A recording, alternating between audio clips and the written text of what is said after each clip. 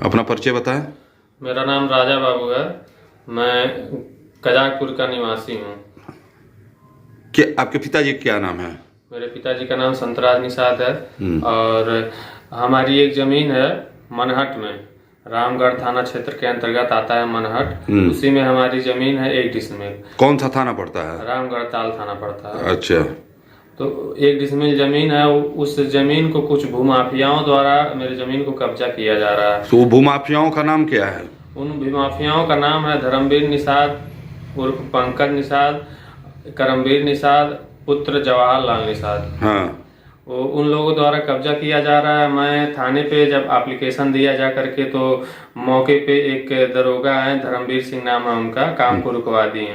तो हमने कहा कि थोड़ा हमको समय दे दीजिए, हम नफी करा लेंगे, लेखपाल बुलवा के आदेश करवा के, तब तक हमको समय दे दीजिए। तो वहाँ पे दरोगा जी गए तो उस काम को रुकवा दिए। उसके बाद इन्होंने, जब वो दरोगा जी चले गए तो उन्होंने फिर काम चालू कर दिया। उसके बाद टीन सेट रख दिया, अपना टीन सेट रख के पूरी तरह से कब्जा कर लिया गया। फिर हम इसकी सूचना जो है कि फिर अगले दिन हम दिए रामगढ़ ताल थाना को। उसके बाद फिर एसआई साहब धर्मवीर सिंह द्वारा वहाँ पे मौके पे जमीन पे गए और उसके बाद ये बोले कि ये मामला राजस्व का है, हम लोग आपकी किसी प्रकार की कोई मदद नहीं कर पाएंगे। ये बताइए, इसकी जैसे ये गोरखपुर मुख्यमंत्री जी का शहर है, तो क्या आप मुख्यमंत्री जी से मिले थे? कार्यालय गए थे मुख्यमंत्री? हाँ, मुख्यमंत्री कार्यालय गया था मैं। जनता दरबार में योगी जी से मुलाकात भी हुई थी, लेकिन थाने से कोई कार्रवाई नहीं हुई। तो क्या मुख्यमंत्री जी को भी प्रार्थना पत्र देने से भी किसी प्रकार का कार्रवाई हुआ कि नहीं हुआ? अभी तो फिलहाल कोई कार्रवाई नहीं हुई, और नहीं तो जबरन वहाँ पे टीन सेट रख लिया गया है। जब मैं एप्लीकेशन दिया था तो काम हो रहा था, काम रुक गया, लेकिन फिर उन लोग टीन सेट रख दिए। अच्छा, ये बताइए कि देवरिया में इतनी बड़ी घटना हुई, ये राजस्व विभाग की लापरवाही, पुलिस विभाग की लापरवाही, तो कहीं ना कहीं अभी आपको लगता है कि भूमाफिया जो हैं उन पर पुलिस कार्रवाई नहीं करे, पुलिस की मिली भगत से जमीनों पर कब्जा किया जा रहा है? ऐसे बहुत सारे भूमाफिया हैं क्षेत्र में कि जैसे कि जमीन पे गरीब शोषित वंचित लोग हैं, जमीन पे लेके उनके जमीन पे कब्जा कर लिया जा रहा है, और थाने चौकी को मैनेज करके, लेखपाल को मैनेज करके उनको डराया धमकाया जा रहा है, और वो लाचार व्यक्ति अपना जमीन छोड़ दे रहा है। अच्छा, एक चीज और, एक वीडियो, एक ऑडियो था, उसमें जो भूमाफिया हैं उनके द्वारा ये बताया गया, मैं थाने पर और राजस्व विभाग को 2 लाख 2.5 लाख रुपया देकर आपकी जमीन में वो किया गया है। इसमें क्या सच्चाई है? इसमें सच्चाई यह है कि पंकज साहनी, जो धर्मवीर साहनी है, ये जो मनहट में उनकी जमीन 4 डिसमिल है। हमारी जमीन 1 डिसमिल है। तो वो किसी जिसकी जमीन है विशाल साहनी पुत्र फूलचंद, उनकी जमीन है 4 डिसमिल। तो हाफ रेट पे काम लिए हैं। यानी कि मैं उनकी जमीन, हाफ रेट का मतलब जैसे कोई जमीन 20 लाख की है तो 10 लाख में। 20 लाख की अगर जमीन है तो 10 लाख को लेंगे या 10 लाख उनको देंगे।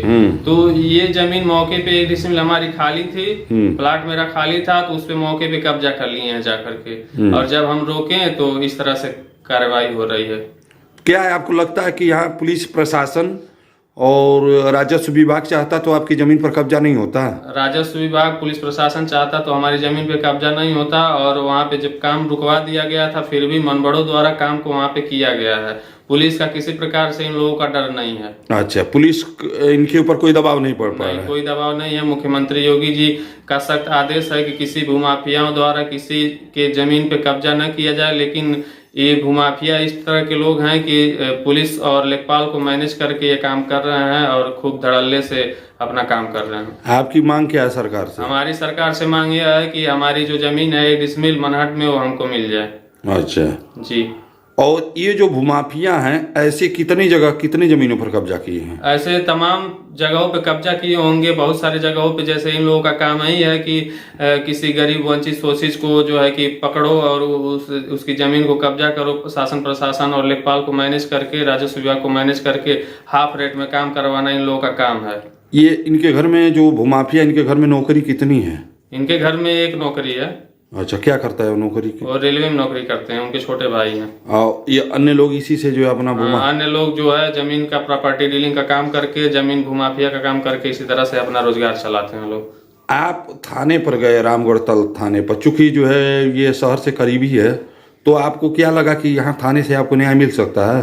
देखिए, उम्मीद तो यही थी कि थाने से हमको न्याय मिलेगा, लेकिन थाने द्वारा जो है कि कहा गया कि ये काम राजस्व विभाग का है, राजस्व विभाग आप जाइए, मिलिए, राजस्व विभाग की पैरवी करिए। तो कहीं ना कहीं आपके जमीन में कब्जा करना में हमको लगता है पुलिस विभाग का बहुत बड़ा रोल है। जी जी जी, पुलिस विभाग को मानते हैं आप? हाँ, पुलिस विभाग को मानते हैं, क्योंकि अगर मौके पे पुलिस वहां पे गई थी, धर्मवीर सिंह एसआई गए थे, वो कहे थे रोकने के लिए, अगर मिली भगत नहीं होती तो वो काम रुका रह गया होता। पुलिस के मिली भगत से ही वो टीन सेट लगवाया गया। आप मुख्यमंत्री जी के यहाँ गए, उनका कागज भी यहाँ थाने पर आया था, इसके बाद भी पुलिस निष्क्रिय रही? पुलिस एकदम निष्क्रिय, कोई कार्रवाई नहीं की है। पुलिस कही है कि रामगढ़ताल की पुलिस ये कह रही है कि थाना ये मैटर राजस्व का है, राजस्व में आप जाके देखिए। अच्छा जी।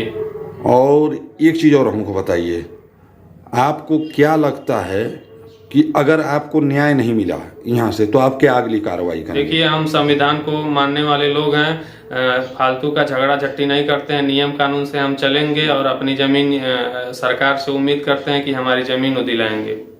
अगर आप टेम्पू चालक के जहाँ तक है देखते हैं कि एक संगठन में भी जुड़े हैं, तो आप अगर मान लीजिए आपको जमीन नहीं मिलता तो अगली कार्रवाई क्या करेंगे? अगली कार्रवाई हम यही करेंगे कि लोगों को रोडों पे इकट्ठा करेंगे, थाने का घेराव करेंगे, पुलिस का घेराव करेंगे, रोड जाम करेंगे, ऐसी सारी चीजें करनी पड़ेगी, क्योंकि हम लोग हक अधिकार के लिए लड़ना जानते हैं।